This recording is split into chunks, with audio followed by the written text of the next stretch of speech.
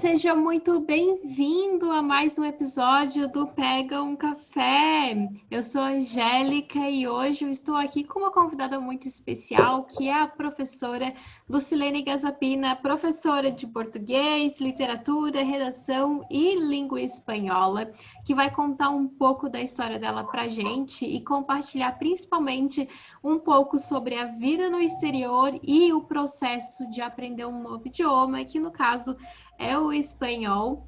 E antes da Lu se apresentar, eu queria lembrar você que está nos assistindo pelo YouTube de curtir este vídeo, se inscrever neste canal, e compartilhar o conteúdo com os seus amigos, porque ajuda muito no engajamento. E lembrando que este episódio também está disponível nas plataformas de podcast para você assistir e, na verdade, ouvir de onde, na verdade, e quando quiser. Bom, Lu, queria que você se apresentasse, então, e compartilhasse um pouco da tua história com a gente. Olá, bom dia. Obrigada, Angélica, pelo convite. Estou bem feliz de estar aqui. Por dois motivos. Primeiro, porque somos duas falantes. E segundo, porque é muito legal a gente poder falar um pouquinho da experiência da gente, de vida, profissional. Pode ajudar, eu acredito que sempre ajuda outra pessoa, Pode ajudar, pode influenciar, de forma positiva, pode até incentivar. Muito bem, eu sou a professora Lucilene Gazapina, Estou aí na área da educação desde 2001, entre idas e vindas, porque eu comecei a dar aula, depois eu fui lá fora, E de fato, estou na sala de aula ininterruptamente, sem sair desde 2010. De 2001 a 2010 eu tive umas aventuras por aí, Então, assim, obrigada por falar aí das áreas que eu atuo. Dessas áreas, eu sou apaixonada por todas elas, mas eu penso que tu me conhece um pouquinho, Tu sabe que literatura e espanhol, assim, tá no top, das disciplinas das quais eu leciono e que eu sou apaixonada. E eu acho que é isso, professora Lu, Professora aí que é uma apaixonada pela educação, por mediar o conhecimento, por trazer as minhas experiências e trazer as coisas que eu gosto bastante e ver que os alunos, não sempre, mas de uma forma geral, eles se interessam por aquilo que a gente traz, aquilo que a gente quer dividir, de nossas experiências de trabalho e de vida. Sim, eu conheci a Lu em 2019 e ela já era professora de espanhol, e a gente percebe o quanto ela gosta, desse idioma e de passar esse conhecimento para os alunos. Mas muita gente não sabe como que foi o processo de aprendizagem do espanhol dela, porque ela aprendeu o espanhol um pouquinho mais velha, assim, contra a corrente, que a gente diz desde sempre, que a criança tem que aprender, quanto mais nova, mais fácil, Lu, compartilha com a gente como que foi esse teu processo de aprendizagem. Então, enquanto professora e quando as pessoas perguntam, a gente sempre diz, quanto mais cedo as crianças estiverem inseridas nesse universo, de aprender um outro idioma, de estar em contato com uma segunda língua, segunda, terceira, enfim, melhor. As crianças são esponjinhas, Quanto mais cedo, mais elas vão ajustando. É tudo muito novo, Tá tudo ali muito pronto para receber as informações, então é muito mais fácil. E como tu bem disseste aí, eu fui na contramão desse aprendizado, porque quando eu me aventurei, quando eu fui morar no México, eu tinha 30 e muitos anos, e eu não sabia falar nada. Então, assim, vamos morar no México? Vamos morar no México. O que a gente faz? A gente vai vendo aí na caminhada, A época eu era casada, minha filha tinha 1 ano e 8 meses, eu fui para acompanhar, O meu ex-marido da época, ele trabalhava numa multinacional espanhola e esse foi o motivo pelo qual nós fomos morar no México. Então, ele já tinha contato com o idioma, Pelo menos algum contato em relação ao trabalho.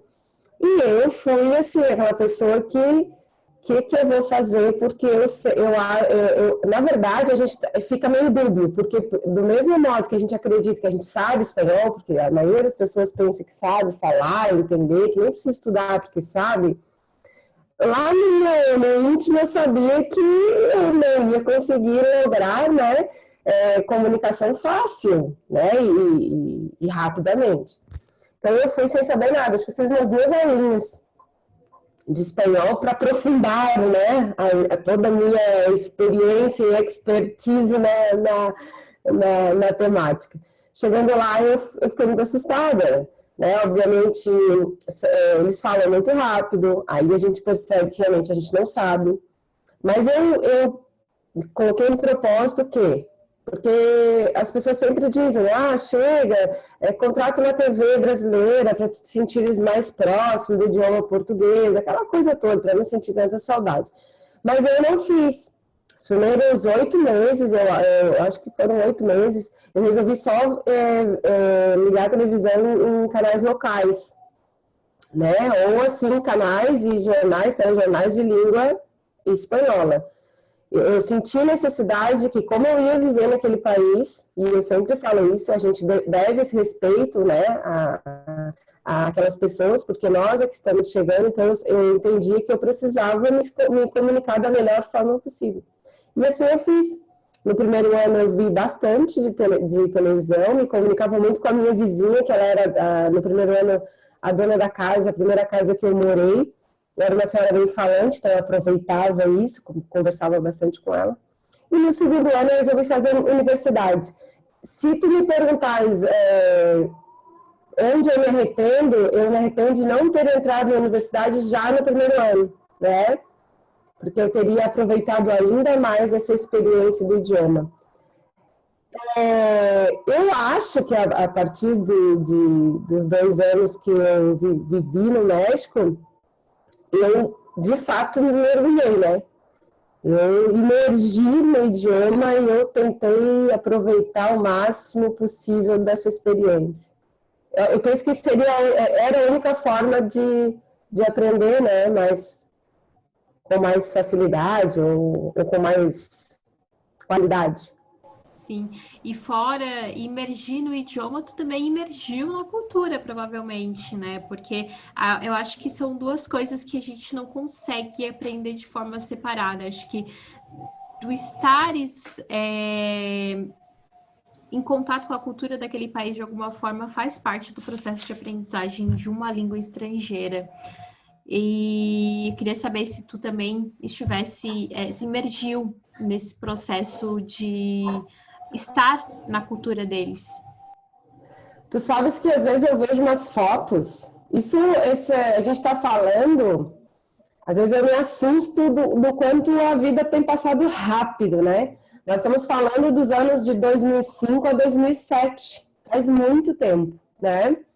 E às vezes eu vejo umas fotos e eu penso que eu mudei até a minha forma de vestir. Quando eu fui morar no México, eu percebi que eles são muito diferentes da gente, né? Eles têm culturas a cultura deles é muito diferente. Algumas coisas são semelhantes, porque são carinhosos, e eu penso que com todas as nossas dificuldades, nós somos um povo acolhedor também. Eles são carinhosos, são acolhedores, eles são muito família, e família grande, né? Eu sempre falo que a pergunta que eu mais escutava é por que tienes apenas uma hija, né? Eles eram espantados porque eu tinha uma filha apenas. Eles gostam de muitos filhos, né? Os carros são aqueles carros bem grandes, né? Uma van. Eles têm 4, 5 filhos. Eles são bem religiosos. E a forma de vestir é muito diferente. As mulheres são realmente bem recatadas. No verão, agosto, chega a fazer 46 graus, 45, 46, é muito quente. E para a gente que já teve a experiência de morar fora, assim, visitou até outros países, a gente percebe o quanto é diferente da nossa forma de viver, né? As pessoas não são de andar na rua como nós temos esse hábito aqui, verão ou inverno, caminhando, né? Os restaurantes são sempre fechados, então se está muito calor, o ar-condicionado está no máximo, se está muito frio, a mesma coisa. Então eu comecei a perceber que as mulheres, principalmente, se vestiam sempre com roupas recatadas, meia manga, não havia muito decote. Eu nunca vi uma menina adolescente de barriga de fora, sabe? De shorts muito curto. Na piscina, não tinha esse hábito de biquínis muito pequenos. Isso é um hábito essencialmente nosso, né? É uma característica brasileira. Então, sobre forma de viver, né? A forma como eles encaram a vida, eu meio que absorvi também. Então, eu vejo nas fotos como eu mudei até na forma de me vestir, né? E eu sou apaixonada pela cultura mexicana, assim. Eu acho que eles têm uma forma de ver a vida diferente. Os países hispanohablantes têm, né? Inclusive em relação à morte. Para eles não é um momento de extrema tristeza, né? O dia de finados deles, eles cultuam. Eles acreditam que aqueles mortos é o dia que eles têm de reencontrar os mortos. Para muita gente pode ser uma loucura, mas eu aprendi a ver isso com um olhar bastante carinhoso, assim, bastante diferente. Tem um filme muito bonitinho da Disney, acho que da Disney ou da Pixar, é Viva a Vida é uma Festa. E ele fala justamente sobre o Dia de los Muertos e o processo do menino encontrar a abuela dele, né, a avózinha dele, que havia morrido. É um filme muito bonito e fala muito sobre isso, né? E a gente olha as imagens do Dia de los Muertos na internet e pra gente é muito diferente, né? Enfim, é como se fosse uma festa no Dia de Finados. Sim. O meu primeiro dia dos mortos, meu primeiro dia de finados foi um pouco, eu confesso, foi um pouco assustador. Aquela primeira semana, porque engata, né, o Halloween, 31 de outubro, e aí estende até o dia de finados, né? Então tá ali muito junto. Aí a gente chega no supermercado e tem muito doce, né? Muita comida, e é tudo assim, em forma de caixão. Aí o pãozinho tem um esqueletinho dentro do pão, sabe? Apesar de ser muito colorido, para mim, no primeiro momento, também foi assustador. Porque eu cresci entendendo que aquele dia de finados é um dia muito triste, é um dia que as pessoas acendem velas e choram pelos seus entes queridos, né? De extrema saudade. Só que para eles não é assim, porque eles fazem os altares dentro das suas casas, eles vão para os cemitérios, eles reúnem a família no cemitério, né? Aí lá tem música, tem a comida preferida do defunto, tem a bebida preferida do defunto, a música, porque eles acreditam que é o momento do reencontro, né? É naquele dia que ele vai vir. Então, como ele vai vir e ele é um ente querido, tem que estar tudo favorável a essa recepção. Então, é uma boa comida, uma boa música, uma boa bebida. Então, é um reencontro. Pra gente, meu Deus, eu não consigo ver dessa forma. Mas é o jeito que eles vivem, é o jeito que eles encaram a morte. Aí a gente pode pensar, eles não sofrem com a morte. Não, eles sofrem também, né? É tudo igual. Mas a forma de eles encararem o dia de finados é que é diferente. É mais leve, né? É mais doce, é mais leve. Eu acho que fica leve para todo mundo.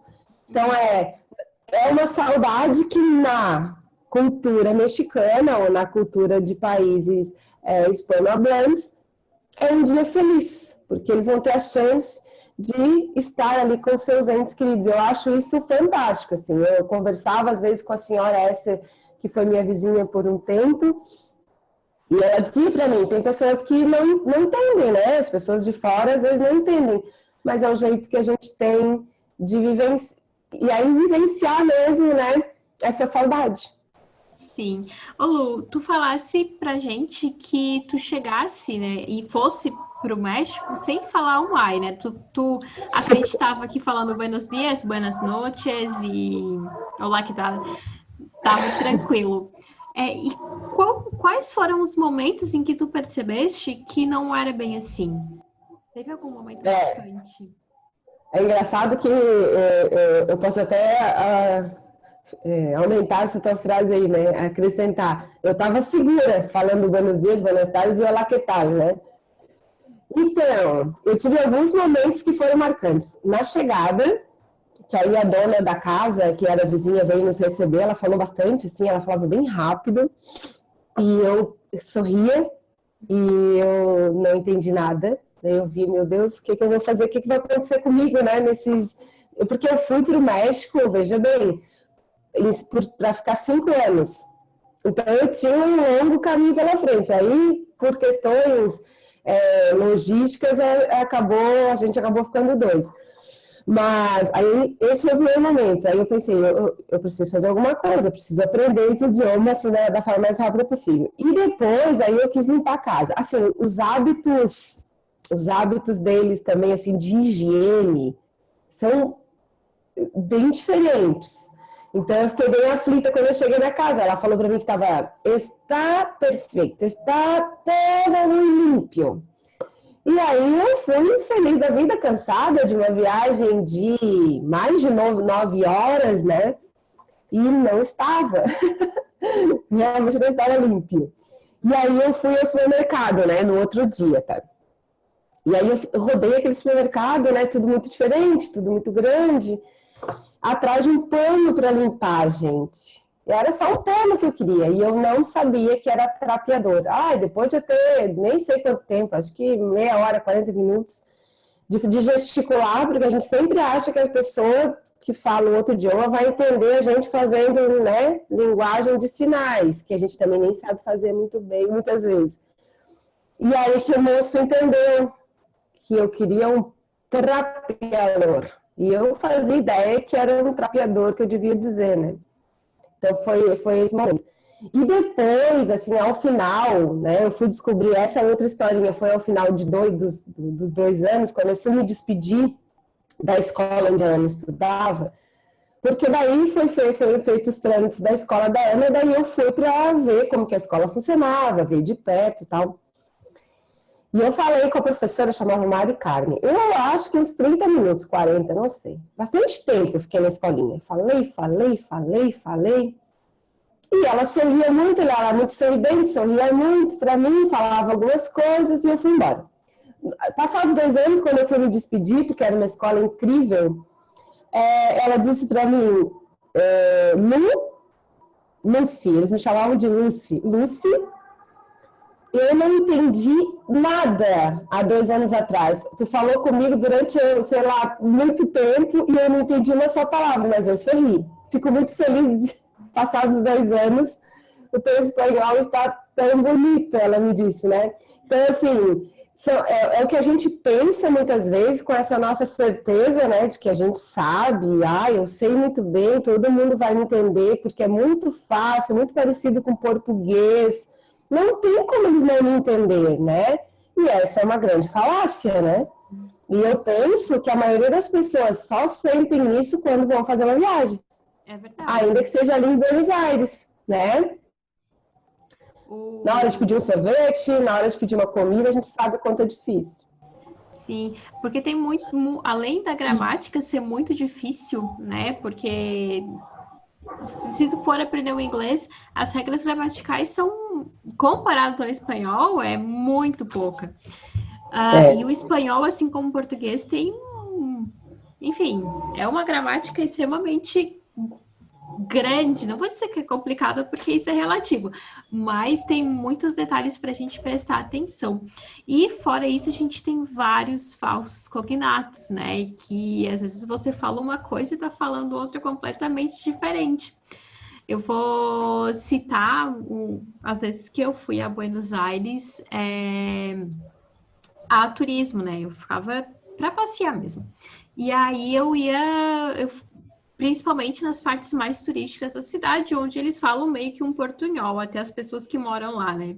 Então, fazer se entender é fácil, porque tem muito brasileiro que vai para lá. Mas quando a gente sai da parte turística e vai comprar alguma coisa numa área que não é tão turística, né? Que mais afastado, a gente percebe a diferença, né? Eu fui comprar um tênis e levei sei lá, meia hora para fazer a moça entender que tipo de tênis eu queria. Né? Porque eu falava que eu queria aquele tênis, mas até eu me fazer entender que era uma boticha que eu queria, né? Uma botinha, como ela falava, foi muito complicado para eu poder fazer entender qual era o tamanho que eu vestia não, né? O que eu calçava. Enfim, tem vários desses aspectos. E fora que, como você falou, eles falam muito rápido e cada país de língua espanhola, assim como nós, né, no Brasil, tem o seu acento, a sua variação linguística, as suas expressões locais, né? Então, tem que estudar mesmo, né, Lu? São infinitos dialetos, né? A gente sabe, assim como em português, a gente fala aqui em Tubarão, né? Que a gente acha que não fala cantado. Mas quando a gente se escuta, a gente sabe que fala cantado. Mas se a gente for fazer um comparativo aqui em Floripa, a gente, a 1 hora e pouco daqui, no Ribeirão da Ilha, né? Santo Antônio de Lisboa, os lugarzinhos que ainda tem muitos senhorzinhos, muitas senhora, né? São mais idosos, a gente vai perceber o quanto a variedade linguística é incrível, né? Então, no Brasil, a gente tem os países de língua espanhola também tem, então eles têm os próprios dialetos, né? Além da variação linguística, os próprios dialetos. E é bem importante o que tu diz, porque quando é um centro comercial, Buenos Aires é fácil, a gente encontra em Buenos Aires muita gente, muito brasileiro, inclusive, né? Mas quando a gente vai para o interior, realmente, eles não têm tanto essa preocupação de que eles precisam, né, falar, misturar o espanhol para se fazer entender. Eles querem que a gente saiba, né? Aí entra naquela responsabilidade que a gente faz, que a gente sempre diz, de que quando a gente chega num lugar, a gente tem esse compromisso, né, de respeitar o idioma. Sim, né? com certeza, faz toda a diferença. Quando a gente chega no lugar e fala do modo deles, o modo como eles se comportam com a gente também já é diferente. Pelo menos por a gente estar tentando falar o idioma deles, né? Exatamente. Eu acho que essa é a parte muito importante. A gramática do espanhol, não vou dizer que é muito difícil, mas a gente pode dizer que ela é muito complexa, sim. Ela é bem diferente tem muito mais exceções e regras do que a língua portuguesa, que a gente já acha difícil. Então, quando o aluno, né, que aí quando eu estou no regular, que eles podiam escolher, que agora a gente está finalizando, né, esse é o último ano que a gente vai ter espanhol. Então, assim, que eles escolhiam, eu sempre perguntava no primeiro dia de aula, por que você escolheu espanhol? Porque o número de alunos que escolhiam espanhol, nos primeiros anos, eles eram meio, sabe, existe uma divisão, metade inglês, metade espanhol. Depois, agora nos últimos anos, eu percebi que diminuiu muito o número de alunos que escolhiam espanhol. E a minha pergunta sempre foi a mesma, por que você escolheu espanhol? E a resposta é praticamente a mesma, porque é fácil. E aí, né, é isso, porque as pessoas pensam, porque se você vai oferecer um curso de espanhol para alguém, a pessoa normalmente vai te dizer, não precisa, espanhol eu já sei, espanhol eu vejo um filme, já sei, né, espanhol eu vejo uma coisa, já sei. E não é assim, é uma gramática muito difícil. Eu acho o idioma lindo. É lindo. Tá? Eu acho lindo, eu acho o acento bonito. Tem vários acentos que eu gosto muito. O meu acento é mexicano, foi onde eu me adaptei e é como eu aprendi a falar, mas o espanhol, para mim, né, que tem aquela língua entre os dentes, eu acho, espanhol da Espanha, né, eu acho lindo, assim, é um dos mais bonitos também.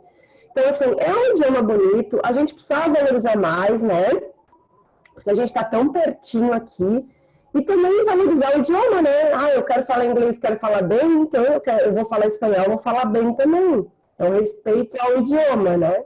Hoje em dia, o inglês ele é essencial, né? Você tem que saber falar o inglês. E falar um segundo idioma, um terceiro idioma, no caso, já vai te fazer o diferencial. Mas a gente devia levar em consideração o que nós vivemos na América Latina e que todos os países, exceto o Brasil, falam a língua espanhola. Então, para viagem, mercado de trabalho, enfim, recepcionar, inclusive, os turistas que vêm para cá, eu acredito que é uma língua essencial e devia ser a segunda língua que todo mundo aqui no Brasil tinha que aprender. Às vezes, algumas pessoas dizem para mim, Lu, lembrei de ti, eu já sei, foi viajar. Eu já penso, né?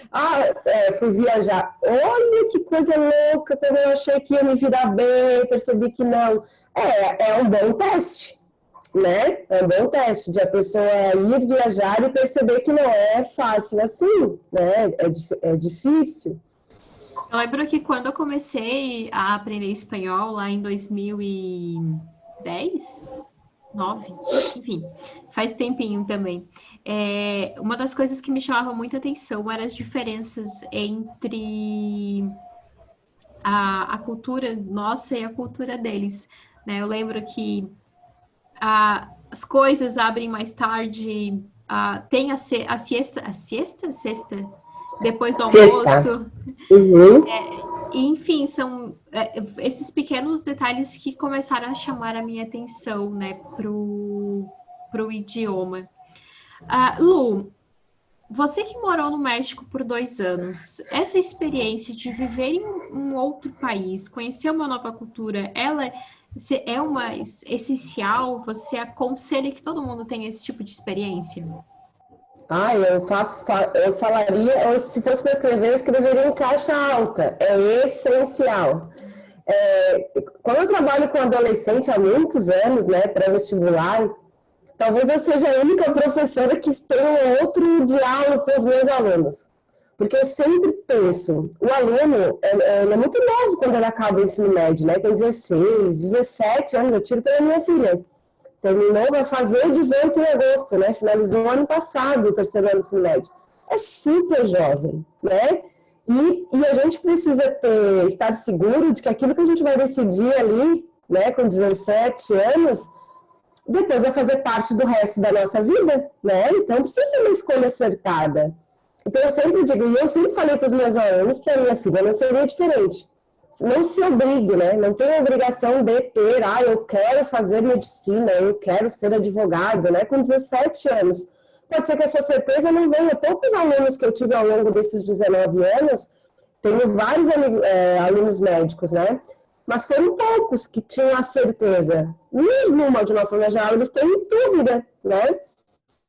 E eles falam, se vocês ainda não têm certeza, vocês são super jovens. Então, aproveitem essa incerteza para realizar outros sonhos, né? E para acrescentar o currículo de vocês. Então, se vocês tiverem a chance, a oportunidade de ir a outro país, seja para trabalhar em algum lugar, né? Durante um tempo e aprender o idioma, mergulhar no idioma e aprender outra cultura, façam. Porque isso vai enriquecer muito a vida de vocês e quando vocês voltam, seja com 19 anos, vocês estão mais maduros para decidir, né? Agora eu já estou um pouco mais pronto para decidir o que eu quero para o resto da vida. Até porque, e aí eu falo da minha experiência com quase 47 anos, a gente sempre quer outra coisa. A gente sempre quer, a gente tem outros planos, a gente quer mudar.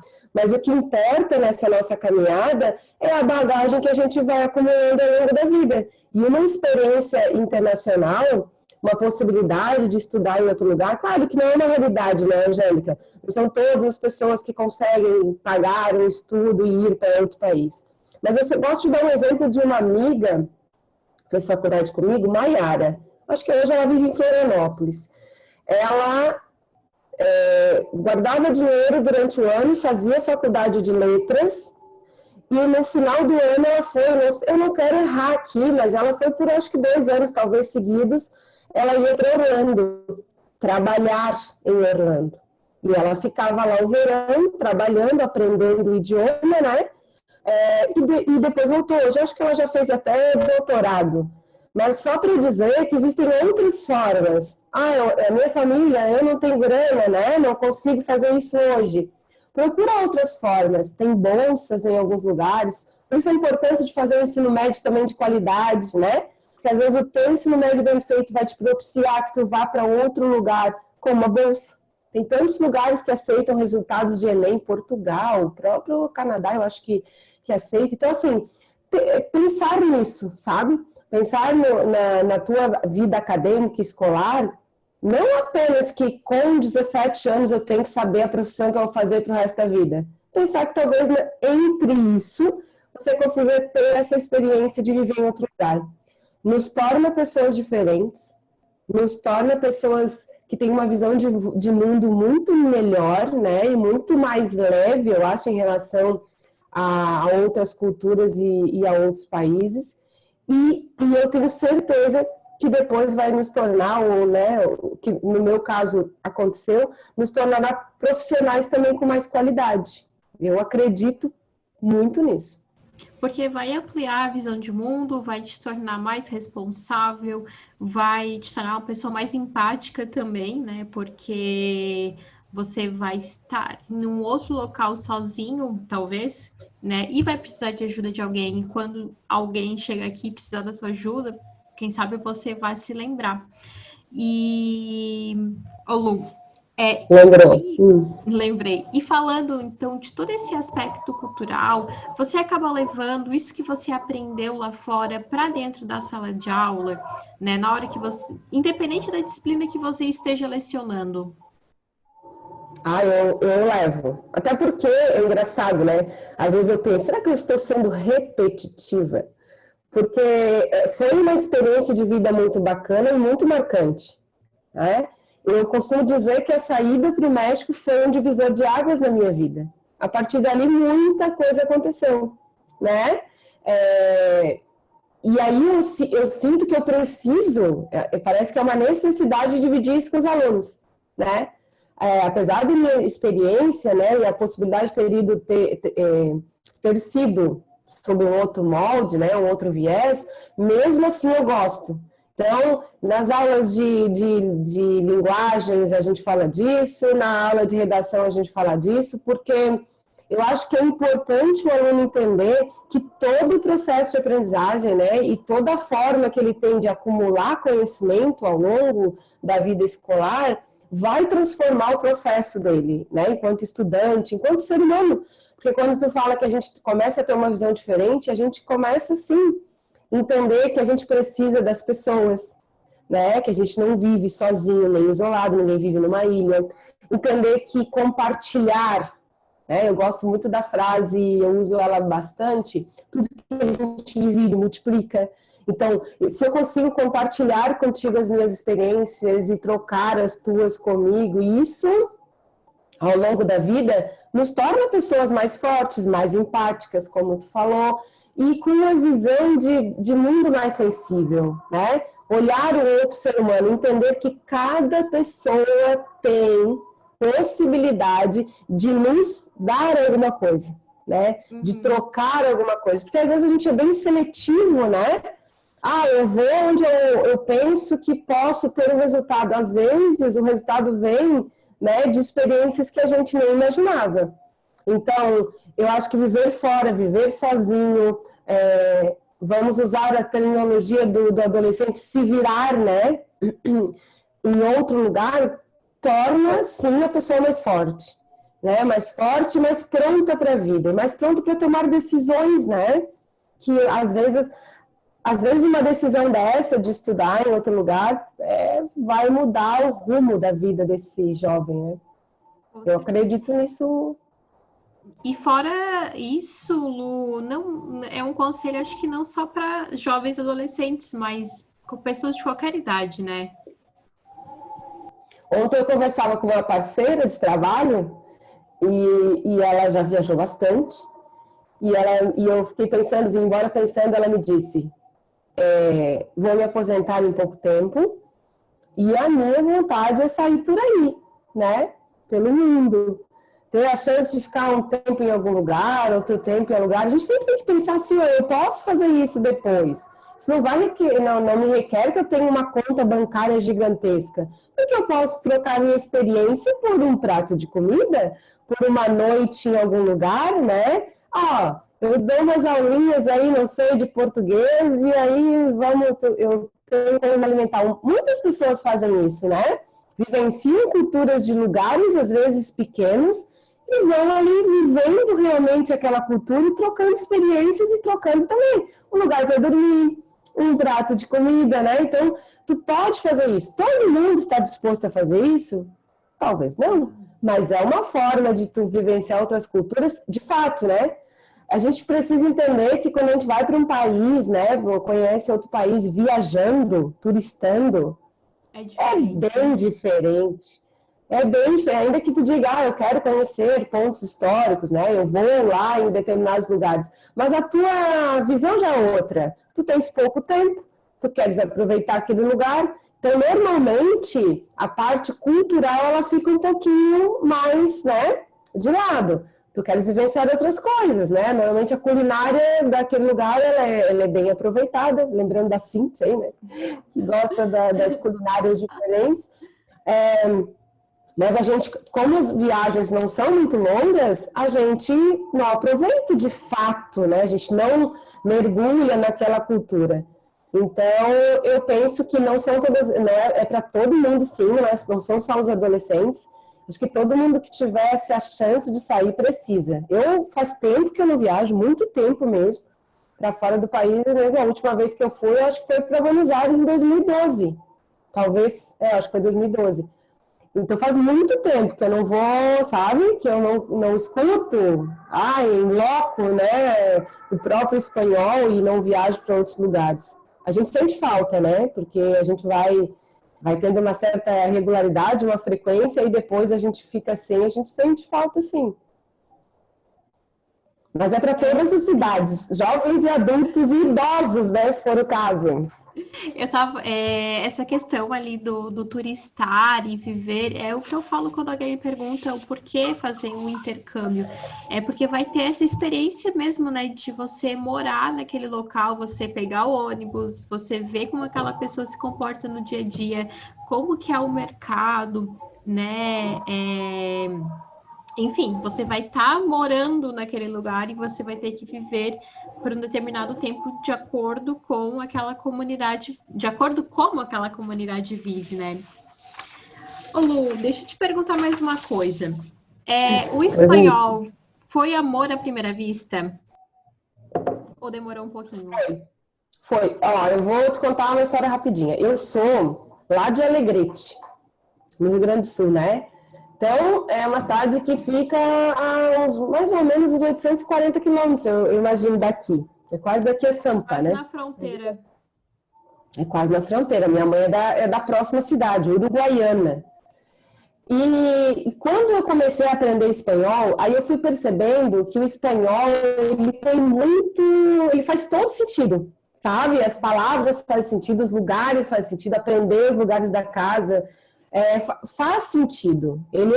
Talvez ele esteja tranquilo para quem presta bastante atenção, porque faz todo sentido na hora da formulação das frases. E sendo alegretense, né, muitas palavras elas estavam na minha cabeça. Então, eu lembro do meu avô falando de quarto de banho. Meu avô morreu com 90 e poucos anos, ele ainda dizia quarto de banho.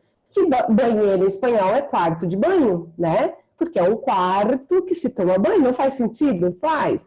Mudou com a contemporaneidade, com a modernidade, mudou. Mas não deixa de ser o quadrado que você toma banho, né? Então, assim, e aí eu fui lembrando de palavras que eu escutei na minha infância toda e que, meu Deus, fazia todo sentido. Então, morar muito perto da divisa tem muita coisa do espanhol. O próprio coche, né? Coche... Que se fala, então eu escutava bastante isso, né? A gente pode dizer carro também, auto, né? No Rio Grande do Sul se fala muito automóvel, né? Para o carro, vamos de auto ou vamos a pé? De a pé, né? De a pé, tristeza, professor de português. Vamos de auto ou vamos de a pé, né? Então, vamos de auto ou vamos a pé? O auto ainda é utilizado, a gente pode usar em espanhol também, né? Automóvel ou auto. Então, eu penso que parece que estava no meu ouvido, não sei se eu me explico, parece que isso estava em mim, sabe? Então, aprender foi gostoso. E quando eu cheguei no México, eu não tinha contato com o idioma, tá? Eu nunca falei espanhol, eu tinha contato como a gente tem por aqui. Quando eu cheguei, que eu vi aquelas pessoas falando... A única coisa que eu pensava eu quero falar assim. Eu quero falar desse jeito. Né? É muito bonito. eu quero me acostumar, eu quero me comunicar, eu quero saber falar espanhol. E foi a paixão. Eu sou apaixonada. Sabe, dá uma sensação tão boa de poder ter essa troca com os alunos, que eu nem sei assim, se todo mundo é assim, mas eu sou uma apaixonada. Na verdade é um idioma muito lindo mesmo, o jeito que eles falam é muito diferente, só ouvindo assim. Eu gosto muito quando eu vou assistir alguns filmes na Netflix, quando eles têm a língua original em espanhol, eu não coloco eles dublado, né? Porque é uma forma que eu tenho de treinar meus ouvidos. Eu gosto muito de assistir vlogs no YouTube, então eu pego as pessoas, tipo, fazendo as coisas do dia a dia, mas elas estão falando na língua original delas. Então, são duas formas que eu tento para manter o contato, né? Assistir filmes na Netflix em espanhol, e tem uns muito bons ultimamente, né? Eu assisti... Tem. Agora, o que eu assisti? Eu assisti La Casa de Papel e assisti um mexicano, na verdade, esse filme que era Quem Matou Sarah. Muito legal. E é o espanhol do México, nesse caso, né? Porque a história se passa lá. É importante, tem um filme que chama Não Aceitamos Devolução, Não Aceitamos Devoluciones. É um filme que se passa entre México e Los Angeles. E o ator principal, ele é mexicano. Por que eu estou falando isso? Duas coisas que tu disseste que eu acho que é importante. Escutar o áudio original, né? Não o espanhol que não é assim. Porque tem gente que fala, é muito feio, é muito ruim. Porque não é o áudio original e realmente não é o mais bonito. Então, escutar o original é legal. E depois, quando a gente aprende o espanhol e a gente vai se familiarizando, a gente vai percebendo, esse é mexicano. Esse som aí é argentino. Essa, né? Estou muito bem, estou feliz. Essa linguazinha entre os dentes. Esse é da Espanha.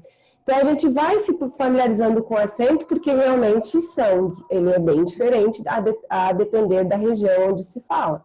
E esse filme, Não Aceitamos Devolução, é muito engraçado, que tem cenas que passam em Acapulco, que assim, eu me sinto escutando o senhorzinho lá do México falando, sabe?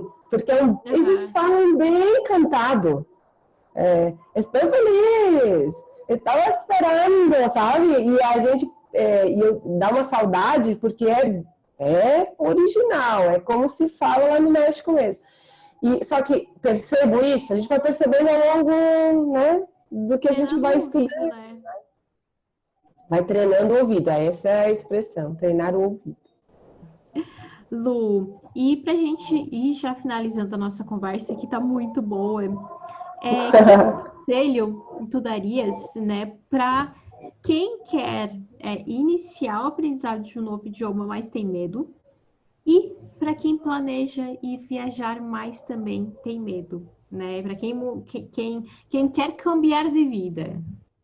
Quem quer cambiar a vida, eu acho que a frase clichê, né? Tá comendo, vai comendo mesmo, né? Que é o único jeito. A gente tem algumas barreiras. Eu te falei que lá no início que eu sou formada em inglês, né? Também tenho formação em inglês. Eu nunca dei aula de inglês. E se tu me perguntares se sou segura, não sou nada segura. Já comecei a fazer inglês acho que 3 vezes, né? Vou embora. Então, assim, eu vou dar o meu exemplo. Agora eu estou insistindo, né? Porque a gente costuma ficar numa zona de conforto. Eu vou naquilo que eu me sinto segura. Mas também é legal a gente investir naquilo que a gente não se sente seguro, né? Porque daí a gente vai estar melhorando também, né? A nossa perspectiva em relação às coisas vai estar melhorando. Então, assim, o meu exemplo é esse. Eu tentei, corria, né? E olha que eu sou uma pessoa bem falante, né? Assim, Lucilena é envergonhada. Isso nem faz parte da minha vida. Mas o inglês me travava, apesar de eu ter feito 4 anos de faculdade. Daí a gente percebe também que a faculdade não me deu a base que eu precisava. A gente precisa continuar estudando. Como tudo na vida, a gente precisa continuar estudando. Então, o meu conselho é não desistir, não fazer que nem a Lucilene em relação ao inglês, né? Que eu quis desistir. Tem que insistir, então agora eu sinto que a gente precisa insistir mesmo naquilo que nos dá medo. Porque isso vai nos fazer mais fortes também, né? E precisa. Acho que tu falou em algum momento daqui do nosso bate-papo. Não é um diferencial saber um outro idioma, inglês, espanhol, né? É uma necessidade, né? Para qualquer lugar que a gente vá, para qualquer entrevista de trabalho, a gente precisa saber pelo menos o básico. Se não é um grande falante, pelo menos saber escrever alguma coisa, né? E em alguns lugares você precisa ser falante, né? Precisa dominar o idioma mesmo. Então, precisa ter. Então, não é mais assim, eu vou fazer se der. Não, precisa. Precisa, porque daqui para frente vai precisar mais ainda. Então, o meu conselho é, não deixe de estudar, não deixe de tornar a tua vida mais rica, né? Tendo contato com outros idiomas. E eu acho que é isso. Eu não sei se tu fez outra pergunta, até fiquei pensando em mim, né? Em falar do meu exemplo, acho que eu esqueci. Qual foi a outra pergunta? A outra pergunta que eu te falei é para quem planeja ir Tá. viajar e tem medo. Eu acho que qualquer mudança, como eu falei antes, sair da nossa zona de conforto não é legal, né? Que eu tenho tudo ao meu alcance, tá tudo relativamente controlado, dominado, mas a gente precisa ir. Vamos lembrar que a gente que usa a expressão só se vive uma vez, né? Não, só se morre uma vez. A gente tem uma vida inteira para viver, para vivenciar, para explorar, né? Então, é agora ou nunca. Então, mesmo com medo, organiza a tua vida, faz os planos, né? A gente também não dá para fazer as coisas, vou fazer, né? Vou sair correndo sem planejamento. Planeja, dá tempo, né, para o teu planejamento, organiza aquilo que tu queres, nem sempre acontece do jeitinho que a gente quer, às vezes algumas coisas saem do nosso controle, mas eu creio que é fundamental não desistir. Quer fazer? Faça. Você tem essa vida para experimentar, né, para fazer experimentos, para vivenciar coisas que vão ser fundamentais aí para o teu crescimento pessoal e profissional. Então, não deixe de estudar, nunca. Saber um segundo, um terceiro idioma não é assim, um diferencial. Hoje ele é essencial e fundamental. E se você quer ir para outro lugar, quer vivenciar outra coisa, vá. Planeje-se. Às vezes a gente não tem muito tempo de planejamento, as coisas acontecem na nossa vida muito rápido, mas a gente vai, né? A gente se dá essa oportunidade, porque para a gente enriquecer mesmo, né? A nossa vida pessoal e profissional, que é o que a gente leva nessa vida, né, Angélica, dessa vida. A nossa bagagem, quando a gente pensa em estudo, aperfeiçoamento profissional e pessoal, é leve, por mais que a gente tenha lido 50 mil livros, né, por mais que a gente tenha trabalhado em muitos lugares, conhecido muita gente, ela é bem leve, né, a gente pode carregar aí cada vez mais. Então, o conhecimento nunca é demais. Experiências profissionais e pessoais, assim, de qualidade, elas são sempre bem-vindas. E isso nos faz ser humanos melhores, né? E prontos aí para encarar essa vida que não é fácil. Eu tiro o meu exemplo, né? Porque no meio da pandemia, na verdade, eu tinha programado um 2020 para um 2021 eu estar viajando, mas aí veio a pandemia e eu não consegui fazer essa viagem, mas eu não desisti, eu só posterguei. E comecei a aprender um quarto idioma agora com 30 anos, então é muita força de vontade. Mas sim, assim, o que tu está estudando? Eu comecei a estudar alemão agora, então comecei no ano passado, né? Então já estou no terceiro semestre, mas aprendi muita coisa e eu sempre, para mim, aprender idioma é uma coisa muito legal e que eu aconselho também todo mundo a ingressar, né, e começar a aprender e falar, porque parece que vira uma chavezinha no cérebro e que a gente começa a ficar meio que viciada a aprender coisas novas. Exatamente. É o que nos torna vivos, né? Essa ressignificação, essa possibilidade de conhecer outro universo e aprender é algo fantástico, né? O quanto a gente aprende todos os dias, né? O quanto a gente aprende com as pessoas que passam por nós. Verdade mesmo. Isso é uma das coisas bacanas da profissão que eu escolhi para mim, né? Que é ser jornalista. Então, eu pude, nesse período, encontrar várias histórias e poder compartilhar elas. E agora, com esse formato que está aqui no YouTube e no podcast, é isso que eu quero fazer, né? Compartilhar histórias que inspirem e dê aquele pontapé para quem está pensando em fazer alguma coisa e está com medo. É isso aí. Mas, Lu, muitas gracias por estar aqui comigo hoje. E considerações finais. Eu teria tanta coisa para dizer, mas eu acho que viver a vida aí da forma mais plena possível, né? Ser feliz com aquilo que a gente tem, não deixar nossos sonhos de lado, buscar aquilo que a gente acredita que seja fundamental na nossa vida, não esquecer das pessoas que já passaram por nós, né? Independente da situação que foi, respeitar quem divide a vida conosco, seja na vida pessoal ou profissional, e saber que a gente está sempre aprendendo, né? Eu aprendo com os meus pequenos, né, que são tiquititos lá de 12 anos, sempre aprendo alguma coisa. Eu aprendo com cada pessoa que já passou na minha vida, né? Eu aprendi com cada pessoa que já passou na minha vida e eu acho que a gente está pronto, sempre pronto para trocar experiências e aprender com o ser humano. Eu acho que a gente precisa nessa vida, e aí esse último ano nos deixou isso muito claro, que nós somos ínfimos, né? A nossa passagem, ela é curta, ela é rápida, a gente não sabe o que vai acontecer. Então, eu penso que o que mais falta nesse mundo, e é o que eu mais desejo, e eu tenho usado essa palavra em sala de aula tem uns 3 anos, empatia. A gente sempre se colocar no lugar do outro, a gente sempre pensar, e se fosse eu, e se fosse comigo, né?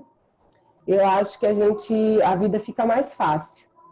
Dentre erros e acertos ao longo da nossa vida, o importante é não repetir os erros, né? E tentar ser um ser humano melhor.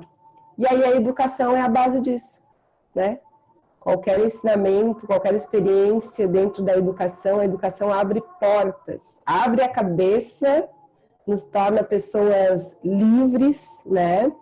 E não manipuláveis, porque a gente tem o nosso pensar, o nosso fazer, e abre a vida, abre possibilidades nesse mundão aí, tanto pessoalmente quanto profissionalmente.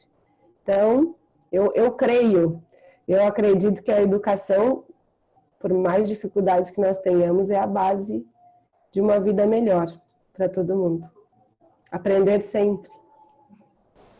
Tá certo, Lu. Muito obrigada. Muito obrigada a você que nos acompanhou até aqui, que ouviu essa conversa, né? Espero que tenha contribuído muito para você. Se te tocou de alguma forma essa conversa, compartilha com o seu amigo que também está precisando ouvir essa conversa também. Não esquece de se inscrever neste canal, curtir este vídeo, né? Porque tudo isso ajuda no engajamento e na divulgação deste trabalho. Não esquece também que este programa está disponível nas plataformas de podcast. Por hoje a gente vai ficando por aqui. Um beijo e tchau. Tchau.